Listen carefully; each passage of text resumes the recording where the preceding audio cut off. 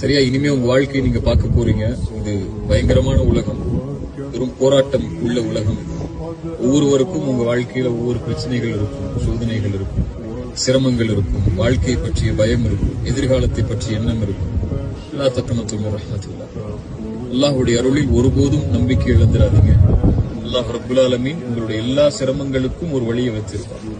எல்லா சோதனைகளுக்கும் அல்லாஹ் ஒரு முடிவு வைத்திருப்பான். அல்லாஹ்வோட இணைந்திருங்க, அது போதும். அல்லாஹ் பார்த்துப்பான். சரியா? அல்லாஹோடு வாழ்ந்து அல்லாஹோடு மரணிக்கக்கூடிய பாக்கியத்தை அல்லாஹ்விடத்துல கேளுங்க, அல்லாஹ் தருவான் இன்ஷா அல்லாஹ்.